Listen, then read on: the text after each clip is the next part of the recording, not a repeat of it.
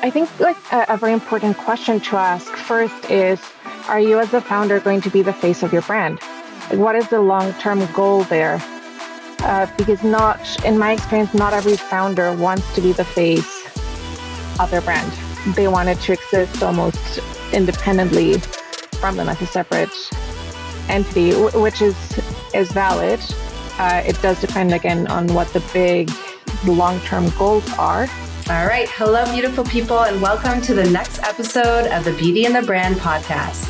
We're here with copywriter Michelle Carrington. She is a beauty brand copywriter who actually has worked with many of our founders and also is a copy coach inside our accelerator, Conventional to Cold Status. So welcome, Michelle. So excited to have you here.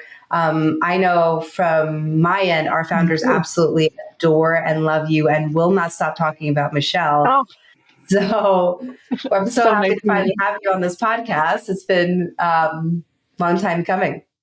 Thank you so much. I am so excited to be here. I've loved working within C2C, and the love is mutual. I absolutely love working with the founders and being inside. Copy Jam C2C has been such a treat. So thank you for having me. Michelle, you started originally as a makeup artist. Mm-hmm. Tell us a little bit more about what got you into copywriting in the first place and what led to this pivot from being a makeup artist to becoming a copywriter. Yeah, that's a good question. And I get it often because they're so far removed from each other. And I do believe that no one grows up wanting to be a copywriter. But I did grow up wanting to be a makeup artist. And that's exactly what I trained on, what I went to school for, and what I did for a very long time. I worked in TV and film. I did bridal. I freelanced. And I worked for a long time in sales. So working literally face to face with the people buying products. So I got a lot of that firsthand interaction into, what people are saying, what's resonating with them, what isn't. But throughout that experience, I did notice a few things that were kind of rubbing me the wrong way about the industry. Like one of them being the big lack of inclusivity at that time. It's getting better, but back then there wasn't any. The amount of waste in the relying on shaming, almost like these kind of shady marketing tactics from a lot of salespeople, but also some brands that rely on making people feel bad about themselves to then sell them products. And that bothered me. And I tried with my little grain of sand to make a difference one-on-one. But I wanted to be a bigger part of the solution. So I thought it's in marketing. So went back to school, I studied marketing, and I didn't really know where that would get me. At that point, I still didn't know what copywriting was. But while I was doing that, I actually started writing the blog for one of the places that I worked at that sold cosmetics, local shop here in Vancouver. Absolutely loved it. And that was my first introduction to writing something that was going to be published. Absolutely loved it. Didn't know that it would take me anywhere, but with that marketing training, my background in cosmetics and this just passion for writing, eventually one thing led to another. And I found my sweet spot with indie beauty brands. It takes just one person to ask you, hey, I know you like writing. I know you know marketing. You know a little bit about the industry. Can you write my website? And that was just the one thing that got the ball rolling. That just started everything. Yeah. And it was actually a bit of a full circle moment because that first brand that hired me to rewrite their website was one of the brands that I used to sell in that very small boutique years ago. Oh, how funny. Local Vancouver shop. So it was almost like a sign of the universe that this is what you're meant to be doing. The project was excellent. And ever since then, I've just kept on working on it, like specifically copywriting and just honing in my skills and working with more and more cosmetic companies. And it lends itself to like what makes it all full circle. And of course, what makes you a better copywriter for beauty brands is the fact that you are on the other side. Like you actually understand products. You understand customers. You understand how customers think, the psychology of how they think, how they're buying, why they're wanting to look a certain way. I think, Yes. would you say that helps you in really getting to the underbelly of the desire that then helps with the writing that you do for Oh, brands? 100%, because so much of the copywriting process is anticipating the questions people are going to ask about your Exactly. products Mm-hmm. and answering those questions, like being proactive about it and having worked again face to face with the people shopping these products. Like I've seen how they interact with something in store, like what are the sorts of questions they start asking, how Mm-hmm. they're going to use it. So when you're able to put yourself in the shoes of the buyer, you can write much better and much more specific copy that actually drives conversions, because you're removing all of those potential layers of objections, and you can really speak to what makes them say yes or no to something. Absolutely. Okay, so this kind of lends itself to, I would love to learning more about like that customer experience through copy. So what Mm-hmm. role would you say copywriting plays in shaping a customer's experience from like that first website visit to becoming a repeat customer? Oh, it's everything. Like copy, and I know this is a bit of a cliched saying, at least within copywriters, but it is your virtual salesperson. Mm, Copy acts as the guide that takes someone from point A to point B. And there is a lot absolutely. of, yeah, there's a lot of like psychology behind it. But to give you, I guess, an example, a lot of founders come to me saying, I have no issues selling this in person at markets. Like Ah, this, yes. my products sell out, but I cannot make that happen online. Why is that? And Mm-hmm. yes, there are a lot of factors, but a big one is copy and how you're expressing yourself about your products.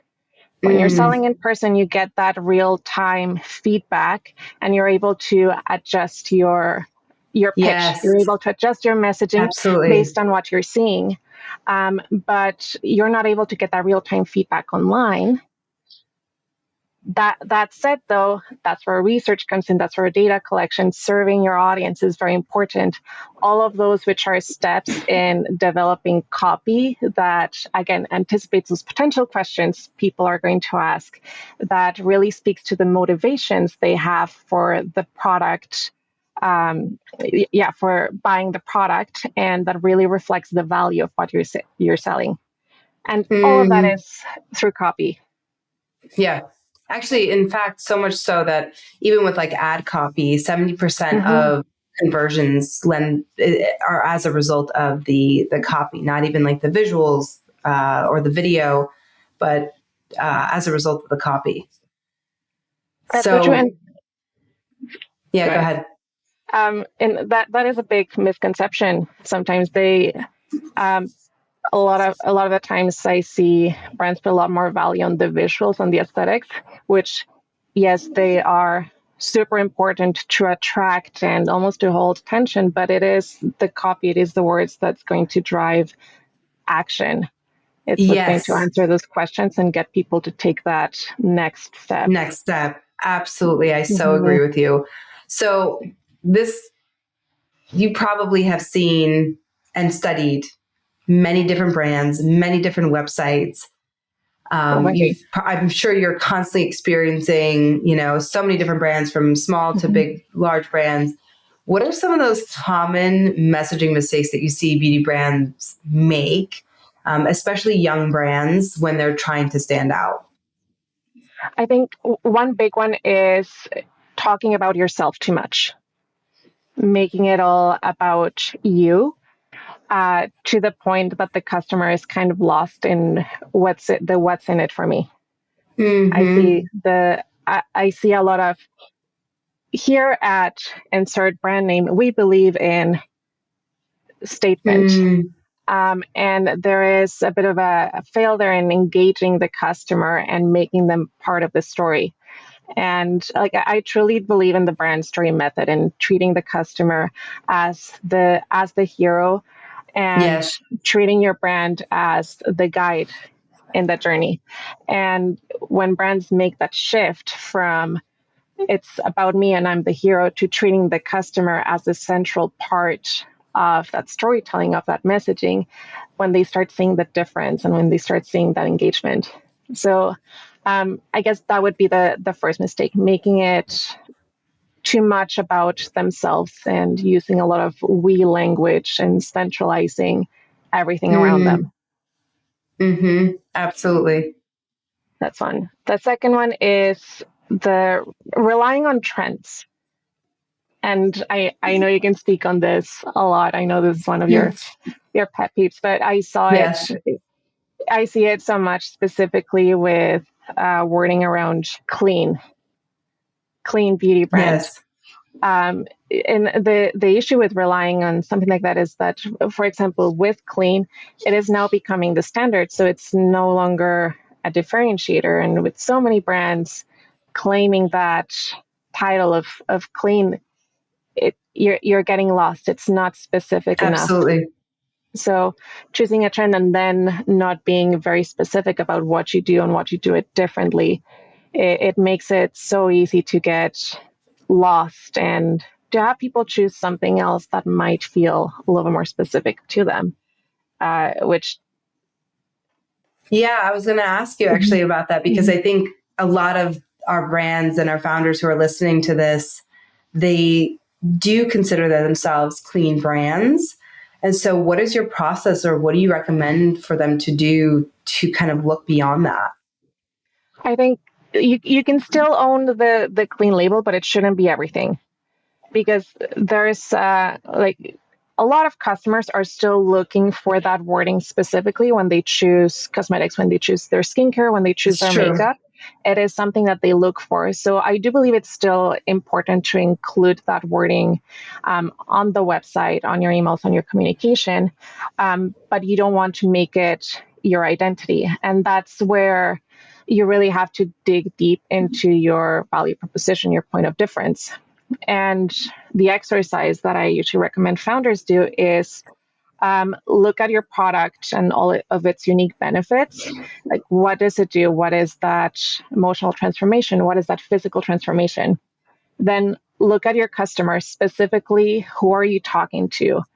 What's important to them? Like physical pain points, but also emotional pain points. What is the desired outcome for them?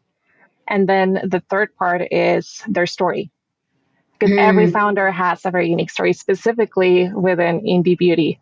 Like Mm-hmm. indie beauty brands, they're born out of passion and truly a desire to make a difference. So there's Absolutely. always a very unique story. And when you find the intersection between those three, that's where you find that very unique and specific point of difference that no one else can replicate. Right, absolutely. So it's like looking at the benefits, looking at the target customer, Target and customer, then understanding the backstory, like their understanding the personal story. experiences, their credibility markers, their backstory, and that sort of middle point is the uniqueness that you pull out. Exactly. It's almost like a Venn Mm, diagram. When you find that yeah, overlap, that's the sweet spot, and that's where I recommend leaning on and really exploring that area where you have all of those overlaps that no other beauty brand will have, because it's very absolutely, unique and specific to you. absolutely. So, any other messaging, errors or mistakes that you see indie brands make sometimes? um, this is I think it's the not owning your story, or the not uh, the ability to articulate your story is super super important.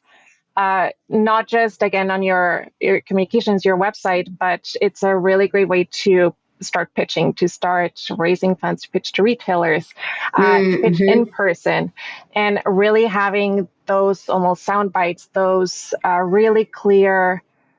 That really clear story that again positions the customer as a hero in that journey is super important. And the mistake attached to that is sometimes brands get very focused on a lot of details and the chronological events that led up to them Mm-hmm. creating their brand.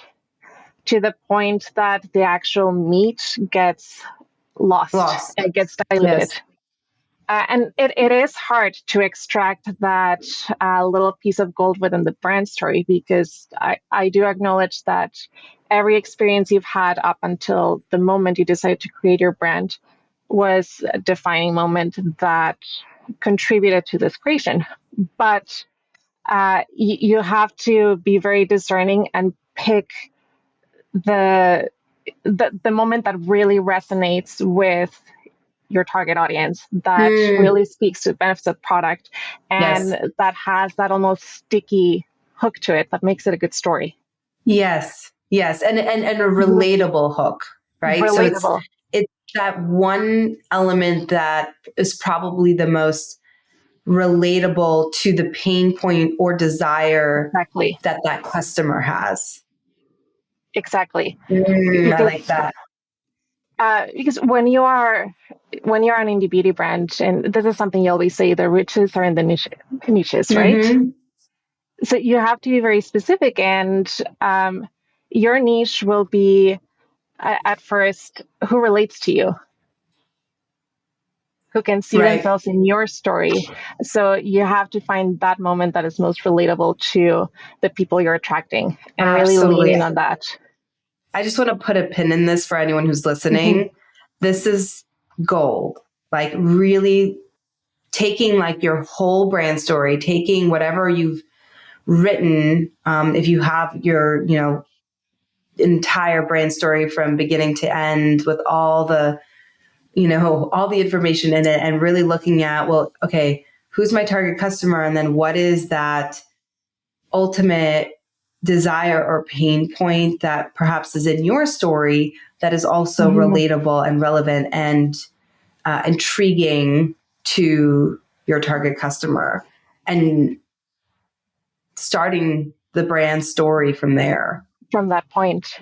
Yeah, it doesn't have to start at the very beginning. You can start right in the middle. And if I can include an example, like this is one of my favorite brand stories that came out of C2C.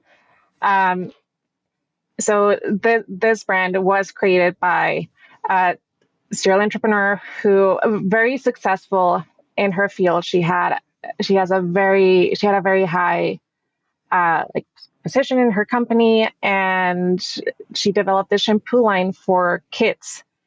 And even though she has all of this background experience, this like wealth of knowledge, what made the story relatable for her brand was the fact that she was a mom who forgot to pack kids shampoo for a trip. And that was what sparked that relatable moment and the idea for the brand. There was a shampoo for me, there was a shampoo for the baby, but there was nothing for my toddler. And that was super relatable to a lot of parents who have been in that exact situation. And I love that brand, by the way. My kids, I use it at home with my kids. Can we shout it out? Captain of course. Yeah, Captain and Skipper. Yeah, Captain and Skipper. Great brand. Rebecca. Great founder. Yes, great founder, great product, and really great story, and really honed in on that very specific moment. And it's very easy to tell. Yes, it's so relatable. So one of the things you touched on too is like authenticity, and sharing that story that can really resonate. Part of that, so it's part, from my perspective, it's always a marriage of that person, that founder, their sort of authenticity, but also, of course, the target customer, and it's a marriage of the two.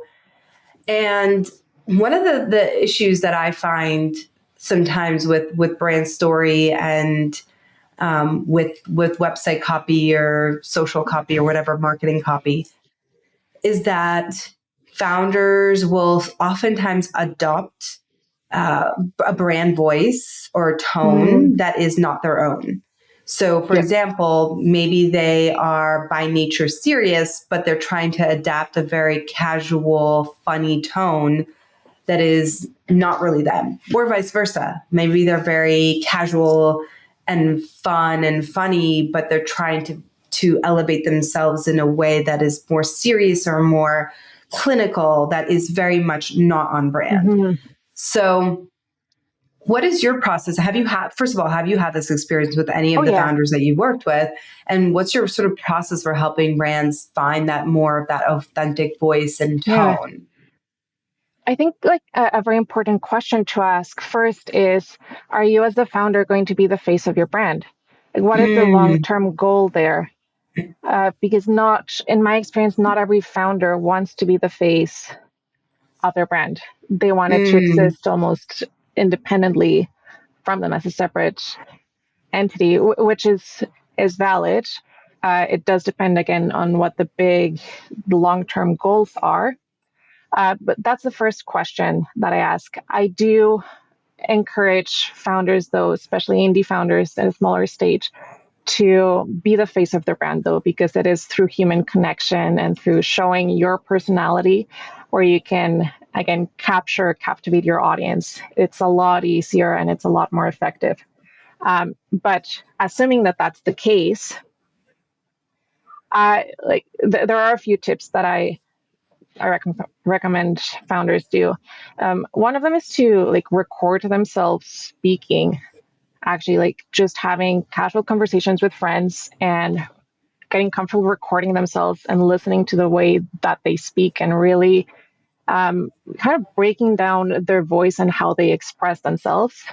Oh, I like that. To, Like yeah, using your voice regular, on your phone voice recorder. your voice notes. I like Absolutely. Otter AI because it also transcribes and it's very accurate Yes. in my experience. But that way you're able to see what types of words do you repeat often? What is Mm, your cadence? What rhythm do you use when you speak? Do you speak in very long-winded sentences, or do you speak so fast when you get so excited?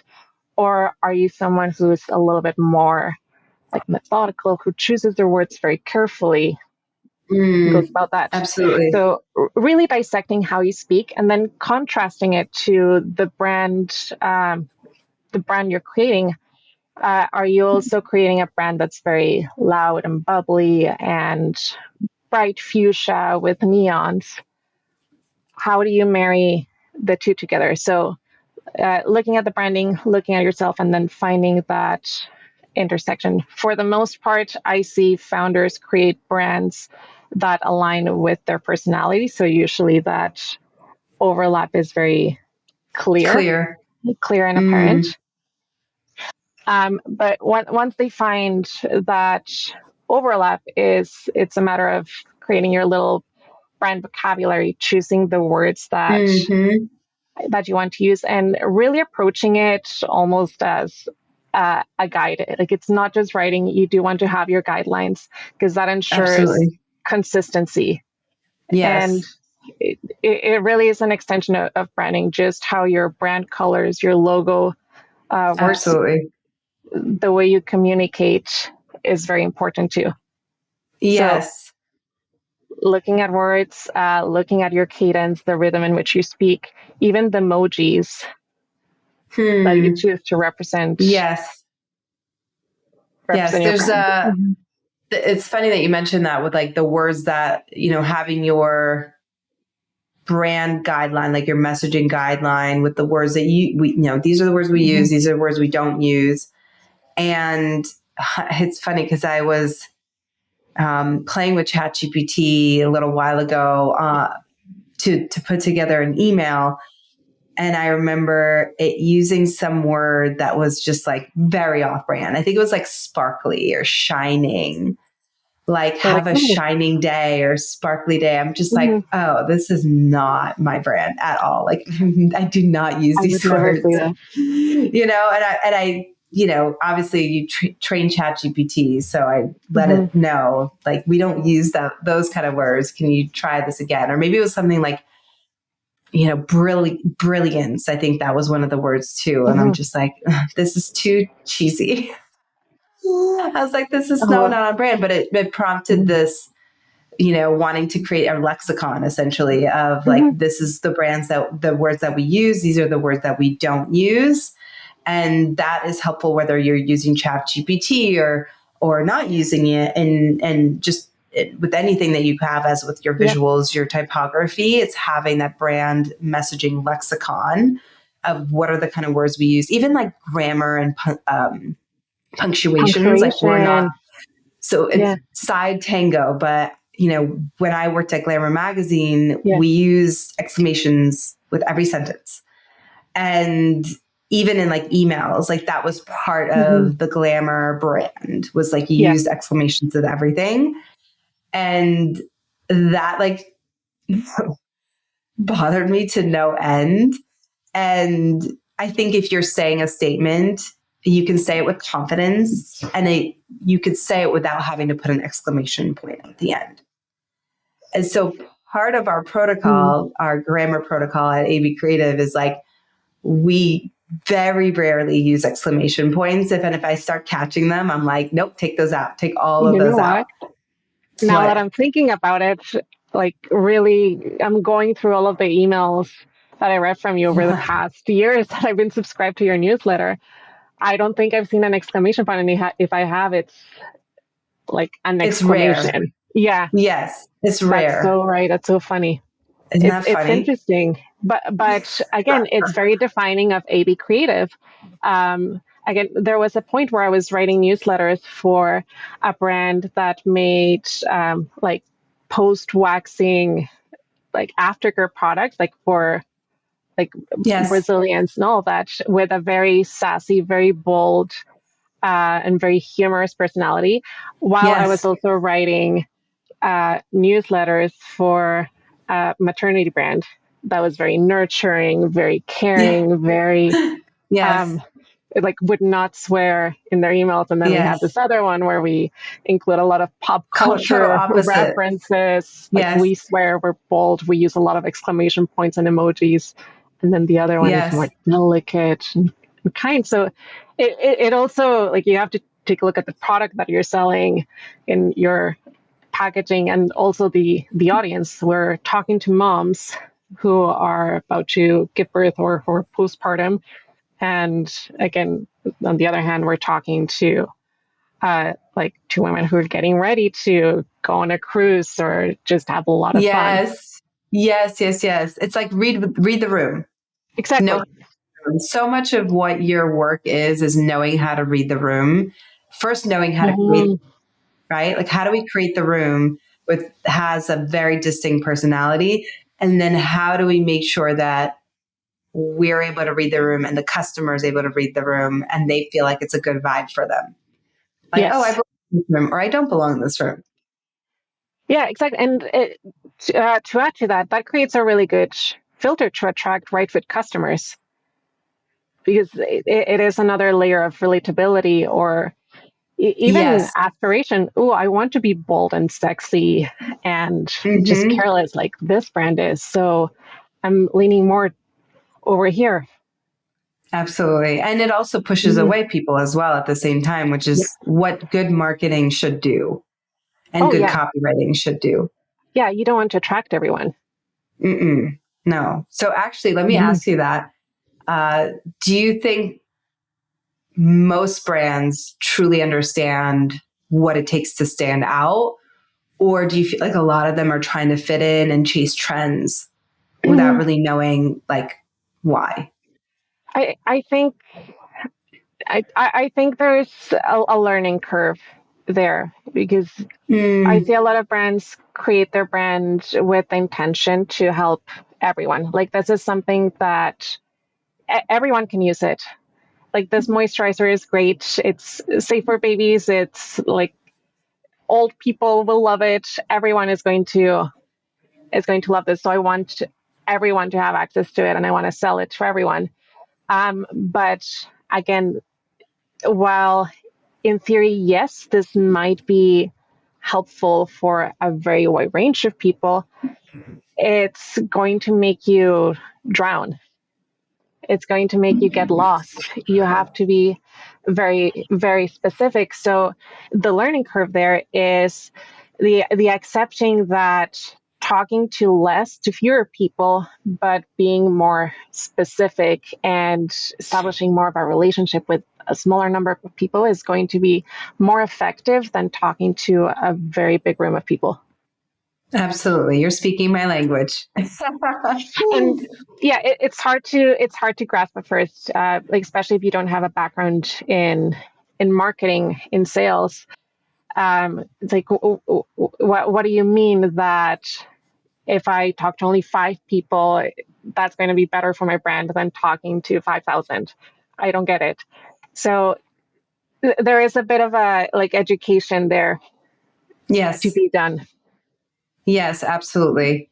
And that's something that we're always working on when we do our 5-day challenge. Mhm. And it's just so interesting because I think for you and I, because we are in marketing and we are, in this world of branding, this is like commonplace, right? It's Mhm. step one, or one Oh of the yeah. first sort of foundational steps.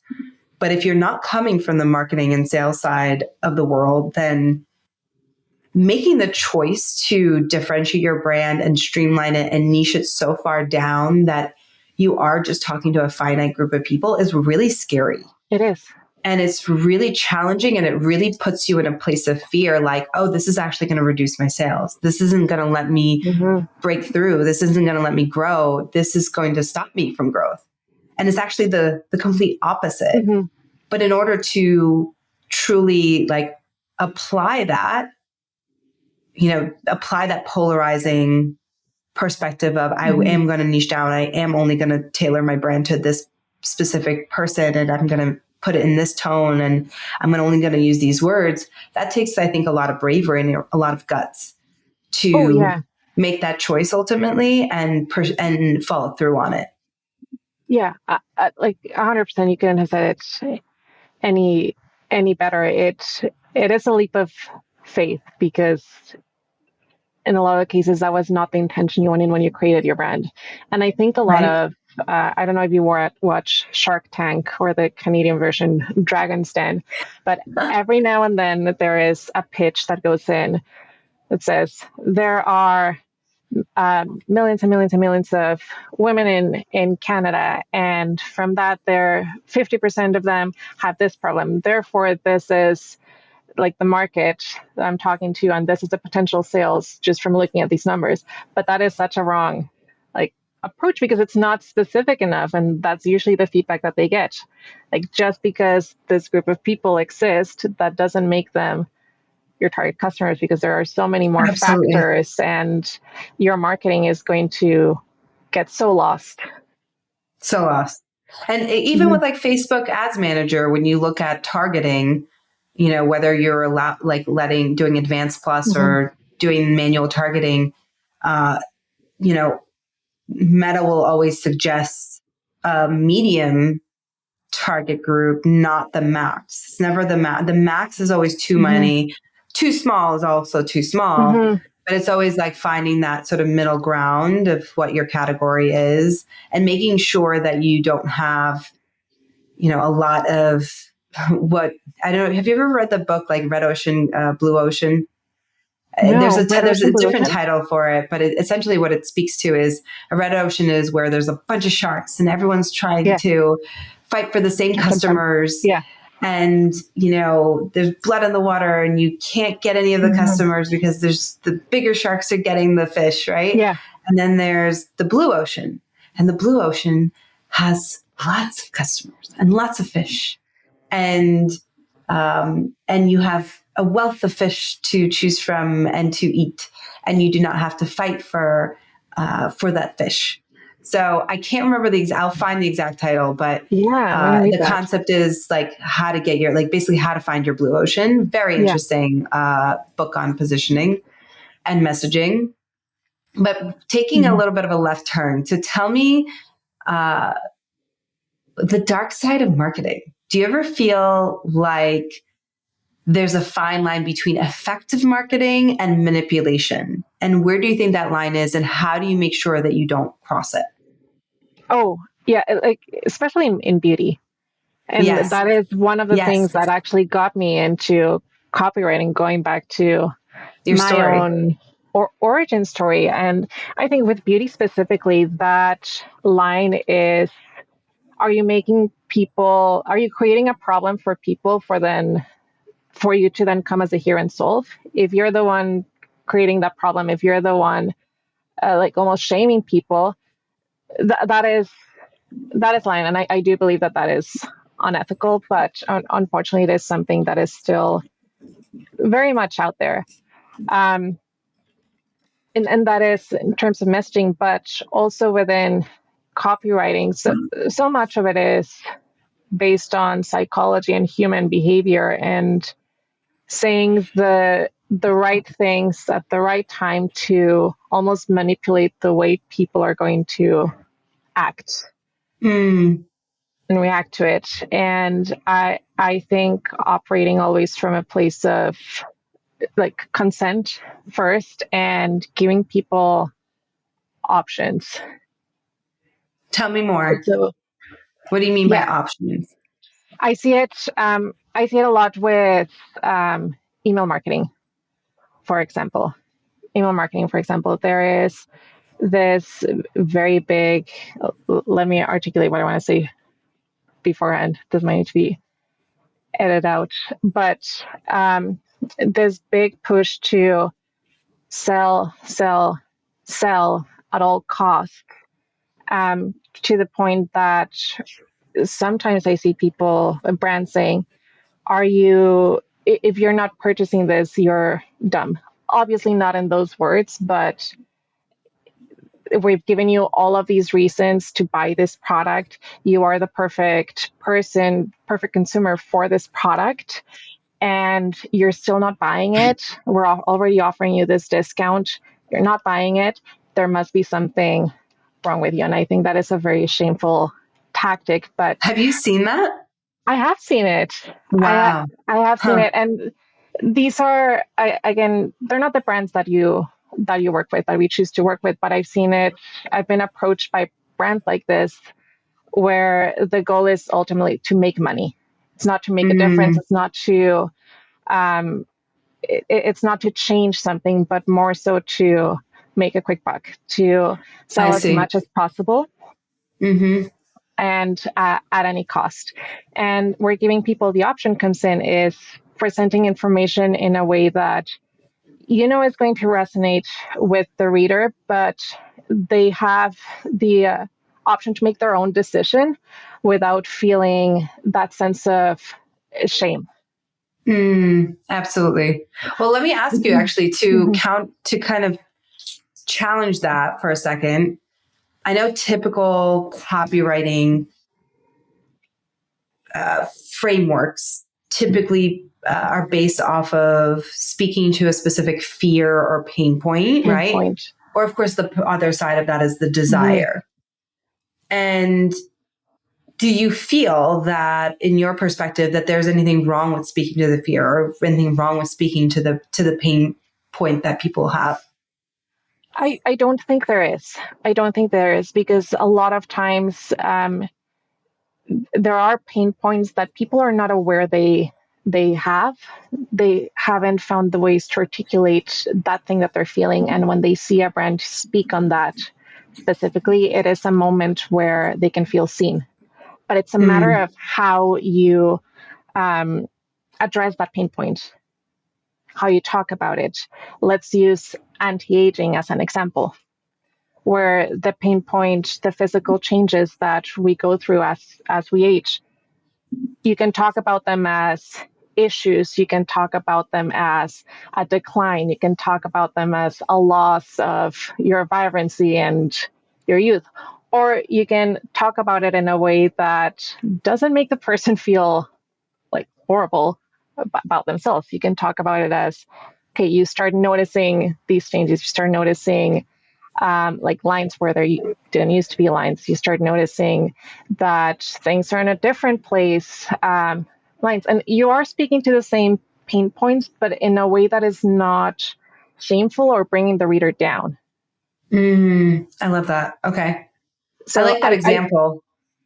I do think that, I don't think that speaking about pain points and bringing them out is manipulative or unethical, because sometimes you do need to bring that awareness to capture people's attention and to help them self-identify with this particular problem so they can opt into the solution that Right. you're selling. But if you're doing that in a way that is making people feel bad about themselves, that's shaming them, because if you don't do this, then that means you're going to continue declining and getting old, and that's the worst thing you can do, then that is unethical in my book. Mm. And would you say that we're still seeing that kind of, I guess you already touched on this earlier, but would you say that that's being used less nowadays? Like, do you feel like marketing is shifting to be more ethical, or do you feel like it's still very much prevalent of shaming, of making people feel like bad about themselves? And also kind of the other piece of that is like, how much of that is them sort of already having those feelings about themselves in some way, right? It's like this very, very murky It is. ground. It is, because it has been the beauty partially the beauty industry that has set this standard. I do believe we are moving towards an era of more ethical marketing within beauty, and partially because customers are a lot quicker to call brands out when they see something that they deem is wrong, or it's just not nice in general. Yeah, not And I nice. think, not nice. And I think that customer pressure is really helping shape the way we're talking about cosmetics and the way we're promoting cosmetics. It's really being influenced by, consumer demand, and people want more. They want more transparency. They want they want to be talked to as people. They don't want to be talked to as problems to be fixed. We're leaning also more towards a more body positivity movement, pro-aging movement. So the language is a lot more positive than it has been over the past years. We're switching away from fixing to enhancing, to treating, to this more self-care approach to beauty and self-care. I think it's wonderful. I think it's fantastic. I think so. It really is. I do feel like it is becoming more prevalent, and I think it's really nice and refreshing. It is. And it has been, because it is more about, it actually makes me want to buy a product, because I'm like, okay, yes, I want to take care of myself in this way, or I want to achieve, more vibrance, or, enhance something, but not necessarily because I feel bad about myself, but it's more just wanting to feel good. Yeah. I don't want to fix something. I want to feel good for myself. And it's that change. And I do think it has been driven by customer demand, but it has been implemented by indie beauty first. They've been the first ones to call that out. Absolutely. I love that. And of course, the bigger brands are not taking notice of that, and they're adapting. But it was indie beauty that decided, you know what, things are not okay the way they are. Absolutely. I can do better. And they have been. I love that you pointed that out. It's like, enough is enough. And it's always the smaller fish, right? It's always the smaller businesses that have the opportunity to kind of push that needle and really, I always say that, within our community, people always hear me say, like, your brand is a tool for the bigger message, or your product is a tool for the bigger message. And it is true with indie beauty, like that. If you are looking to break through the noise versus a bigger brand that may have huge funding, huge backing, huge advisors that they need to speak to, or shareholders, we have the opportunity as small businesses to create a new dialogue. Yeah. Right? We can set the new standard. And I would hope that, to your point, Michelle, that as indie brands, we would get the credit for that as well. I would hope, right? Like, instead of like us becoming sort of the testing ground, and then these big brands adapting it, which does happen, of course, but to your point, it's so great to have these, different outlets in our beauty industry space that are, calling out brands for speaking up and changing the dialogue. Yeah. And that's what I So love about working with indie beauty brands, because they're born same, out of a desire to change something. exactly. They noticed something that was wrong and they knew they could do better. They knew they could do different. They noticed this gap that's been ignored by the bigger brands because it wasn't deemed profitable or just worth chasing. Mm-hmm. They're like, you know what, I can do it. And they go And now and they do consumers it. demand it. Yeah. They do it now, but now consumers demand it. There's no going back at this No. point. Like, it's only going forward, and it's only going more. Yeah. So Only going more into the values, only going more into the beliefs, only going more into changing the dialogue. So it's a good movement. It's a great movement, and it's giving consumers now the luxury to choose, not just based on what brand does actually stock a foundation in my skin tone, but also what brand aligns better with my values. Like, what founder do I resonate with? Like, what brand do I want to support? Because I know I can see the vision, I can see the change they're trying to drive, and like, people are voting with where they're putting their money in. Absolutely. Mm-hmm. 110%. So tell me a little bit more about what sort of myths or misconceptions about copywriting for beauty brands that you would love to debunk. Okay, so the first one, just copywriting in general, marketing, not copyright law. So that's just the first thing that I want to get. Oh my gosh, Because that's it does funny. happen. It still happens. It still happens Really? sometimes. Yeah.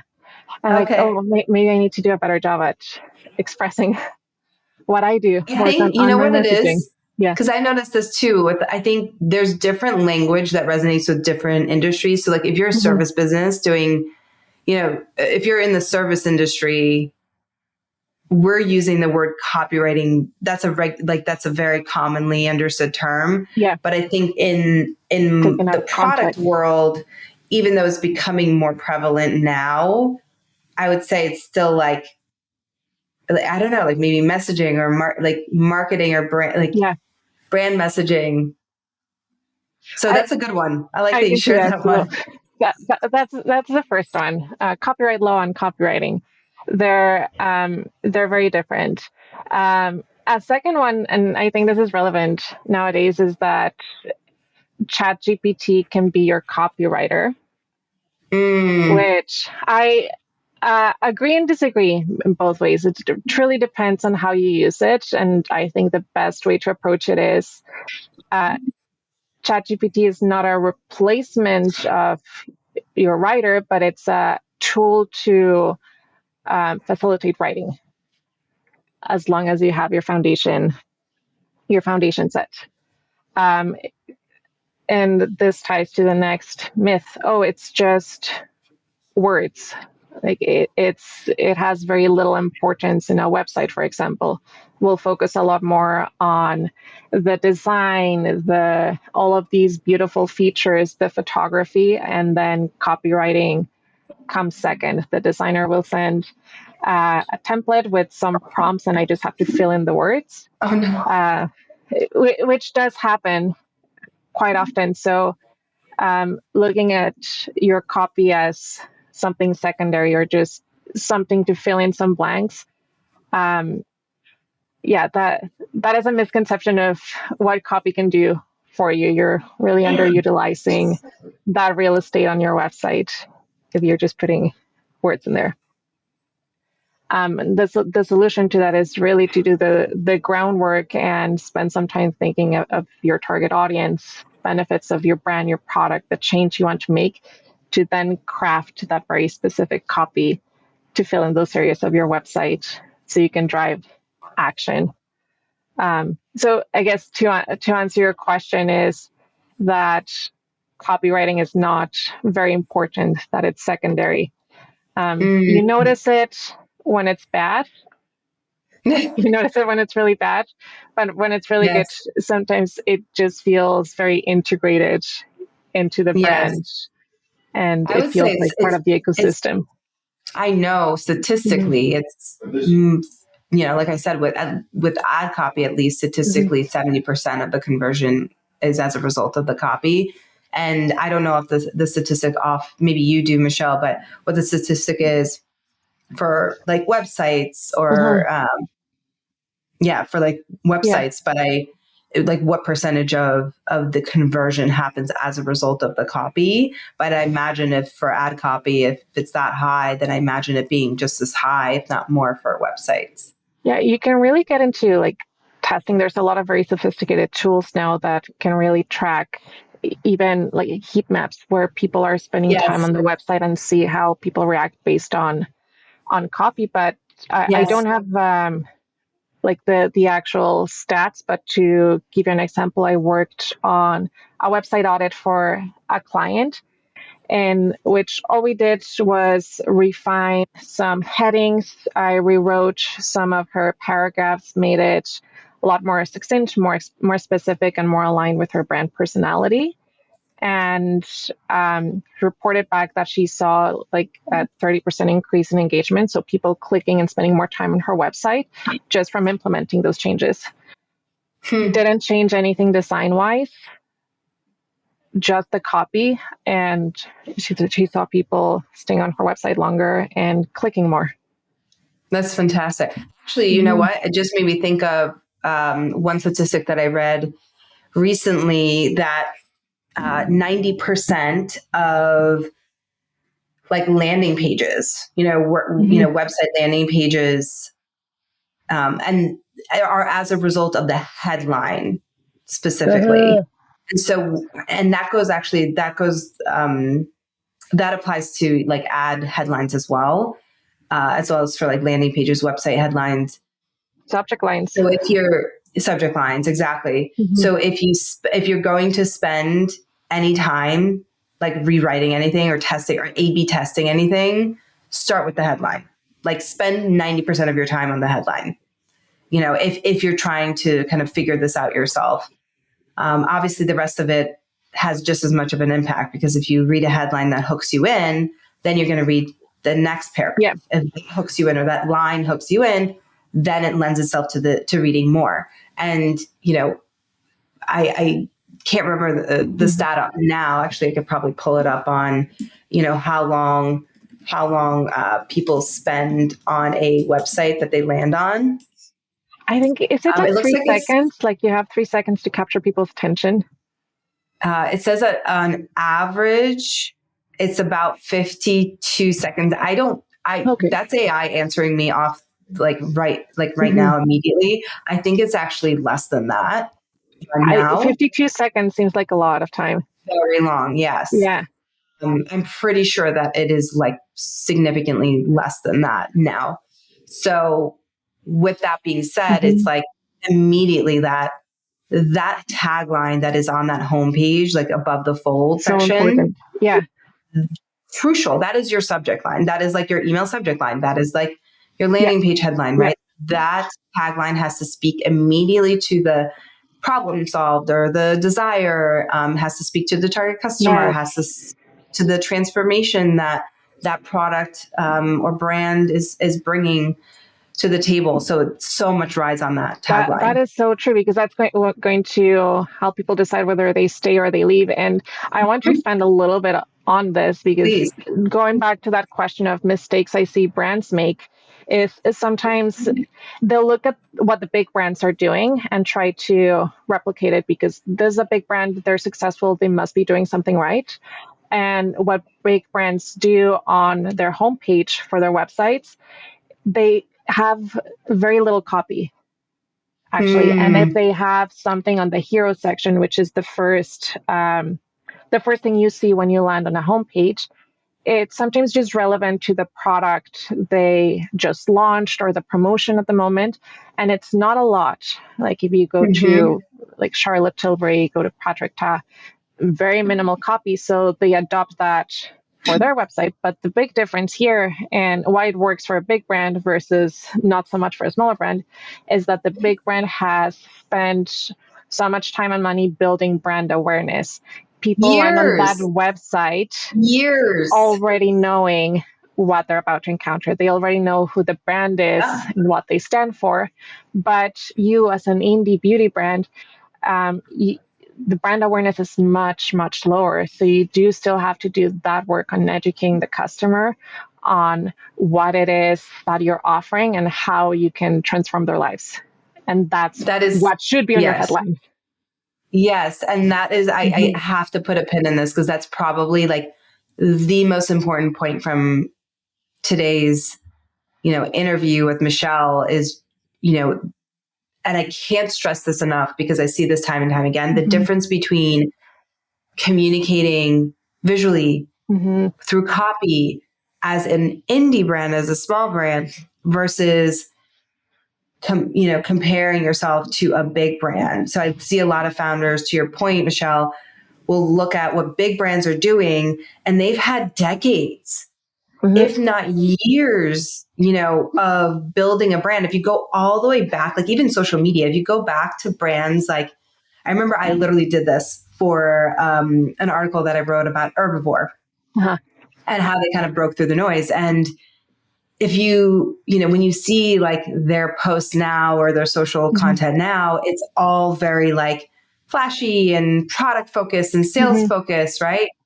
They didn't start there. If you look at their old content, like from day one, it was like, here's our behind the scenes. Here's like the founders working a booth and going to a little craft show and,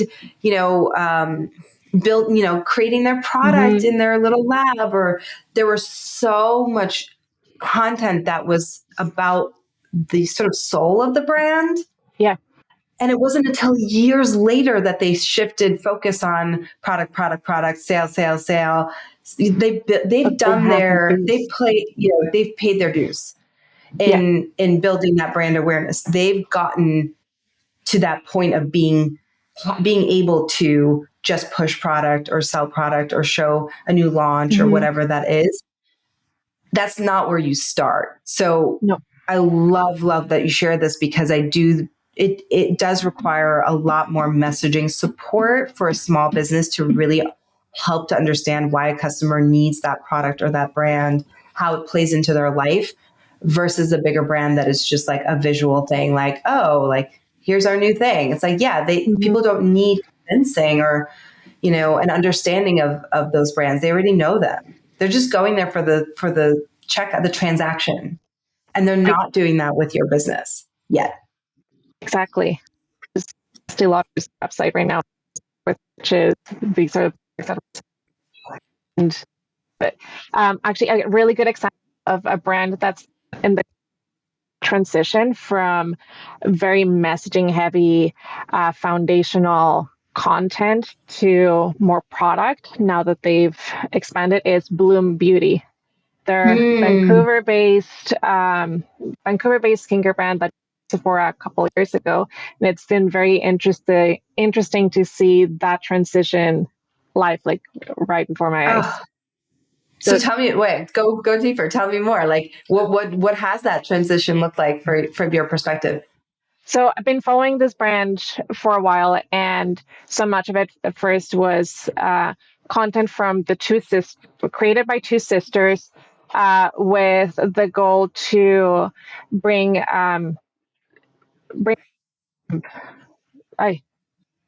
sorry, it's slipping my mind. But their cause is period health. Hector, can you cut out that last part? The little fumble. Can you cut that out? Okay, thank you. Yeah. Their focus was on period health and addressing changes in the skin related to hormonal changes, period inequality. They're really heavy on that, and a lot of their early messaging was based on that. And when you started following them, you would see a lot of reels from the sisters, again, taking you behind the scenes, what they were doing, the products they were developing, how their packaging was changing. And eventually, I think they got some funding and got into Sephora Canada. They had this very big, well, not very big, but they had this launch party, which I got to attend actually. That's Vancouver, so cool. Entering Sephora. And they invited the entire community. If you're in Vancouver, come join it still felt like a small indie brand. They've Yes. done very well in Sephora. They now have, I think they started just with a few products, and now they have 2 shelves, which is a lot. Like, it's a lot of Wow. listed in Sephora. I think they've expanded to the US now, which is also a big deal.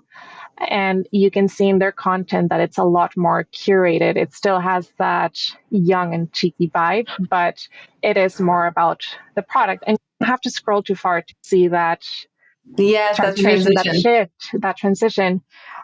So if you want a bit of a live example, Bloom Beauty, they've Oh, I done love this. so well. And I've also been keeping an eye on their website. Their original about page was very mission driven about period equality and the work they're doing towards that. They Yes. have kept that about page, but they added an additional one that now talks a little bit more about the products, the process about creating them, and a bit more of their brand story. So they still have their mission page, but now they have another one. It Yes. just has been fascinating to see how their messaging has evolved, how their copy has evolved, and the content has evolved. So as you grow, you do have to adapt. I I have an idea for you actually based off of Okay. that. You should take screen grabs from each version. Like if you notice Oh, this again, right? Like yeah. screen grabs of each version as the brand evolves. Like how cool would it have been to see like, oh, this is what it looked like now. Like as I'm starting to follow them, now they've evolved into this and now into this. And you can actually Create this little, like create like like a yeah. diagram or like a evolution Oh, timeline. that would be a long project, but I'm into that. Yeah, I'm gonna it would start be. doing that. It would be. There is a little side note. I think there's an article online about Airbnb that does have screenshots of their website and how it's evolved over the years. And if you do see the very first version of the Airbnb website, it's a lot more copy heavy because they Mm, had to do there you all go. of to explain Of like course. what Airbnb is and how it works. Yeah. And the fact that like Mm-hmm. if you look back now, like if we think about Airbnb, it's like obviously like you just, rent someone's home and it's like Mm-hmm. not obvious. That's a huge learning curve, however long ago they started. Like what a massive learning curve that you have to overcome. It's like, why would I rent out my home? Why would Oh, somebody want to rent out yeah. my home? Like, Mm-hmm. I mean, it's shifting an entire different way of thinking of how we vacation and how we, Mm-hmm. rent or, Yeah. borrow And now and what we are it's willing to borrow. yeah, and it has grown to the point now that it's a verb. Oh, I'm just gonna Airbnb it. It's Yeah, created such exactly. It's um created a whole a whole economical market, like an entire career. People. That's all. Some people just do that is like buy homes and then it's a job. Airbnb them. It's like a whole thing, a whole side hustle. Like I have clients, founders who, are they're starting their beauty brand or growing their beauty brand, and one of the ways that they bring in side income in order to support the growth of their beauty business is their Airbnb property, which is a whole nother conversation in and of itself. Yeah, So, well, that would have never right. something But people would have considered. this has been such a wonderful conversation with you, Michelle, and such an interesting one of obviously looking at messaging and copy and the impact that it has for brands. What have you actually, just to kind of Mm. tie this whole conversation together, what have been some of the biggest impacts that you've seen, in the copy that you've worked on with your clients, with your founders? What are some of the most rewarding things that they've gotten as a result of that work with you? Well, one thing that's been very rewarding to me, and that is, I work with a lot of founders that feel like they're drowning in their story. They're very confused as to what direction to take, and they're in this analysis paralysis mode where they have all of these options but they're not moving because they don't know what to choose. And through the work that we do together, I see it almost as a filter where you feed me everything that you have about your brand, and I almost distill it into like, here is your messaging, here is your brand story. And that brings them so much clarity that it creates momentum to, okay, now I'm ready to start pitching. Now I'm ready to start writing emails. Now I'm Yes. ready to speak about my brand confidently. Yes. And it just Snowballs. it's like once you get that clarity and the ability to articulate what your brand stands for, that is so valuable because it's so easy to take it everywhere and speak about it. Absolutely.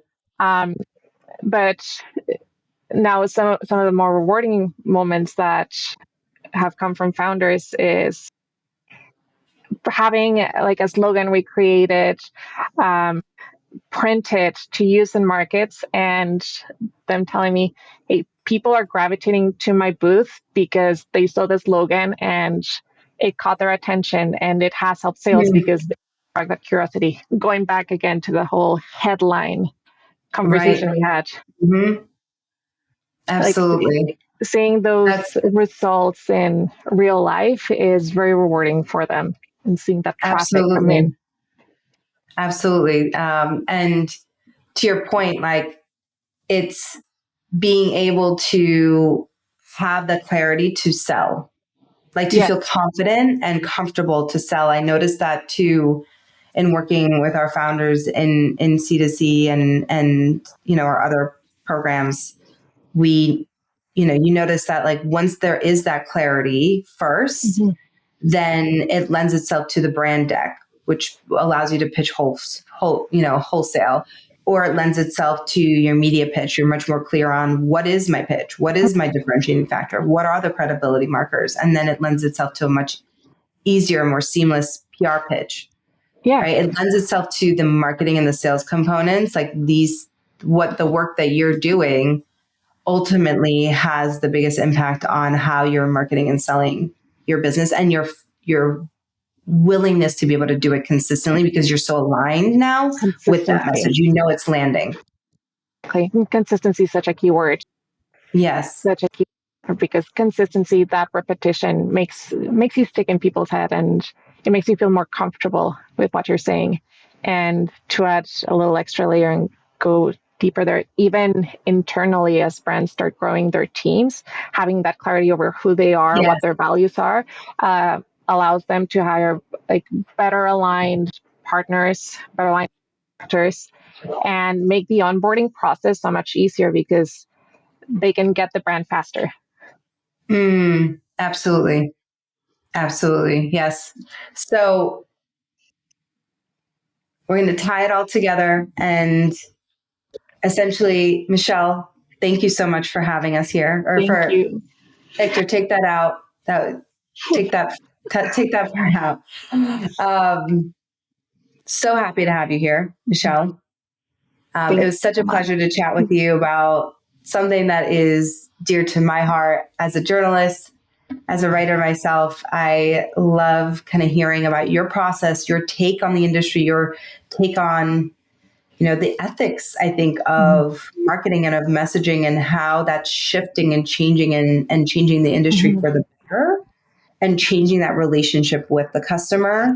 Super excited about that. And thank you for joining me here today. Thank you.